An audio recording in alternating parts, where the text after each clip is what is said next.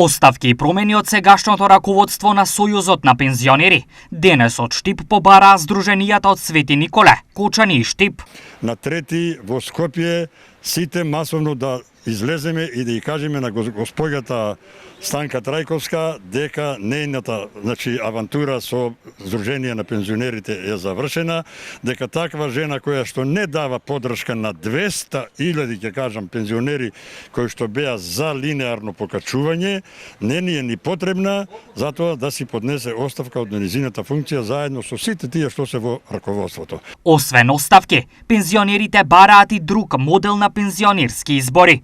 За мандатот на Македонија, откако е ослободена, така речено како самостална држава, ние имавме два председатели на Сдруженијата. Едниот беше 16 години, другиот и умре, да не речем, на столот како председател, другиот 14 години. Еве сега, втора година како имаме друг председател.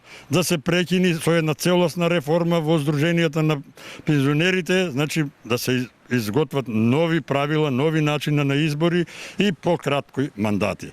Пензионерите се сомневаат дека во Сојузот има и финансиски злоупотреби. Секој месец во Сдруженијата во цела Република Македонија имаме некаде прилив на средства околу 1.000.000 евра. Тоа се огромни пари, а годинашно тоа се некаде над 12 милиони евра, кои пари ние знаеме дека одат неправилно и манипулативно. На денешната средба беше поздравена одлуката за линеарно покачување на пензиите и искажана благодарност до владата и пратениците.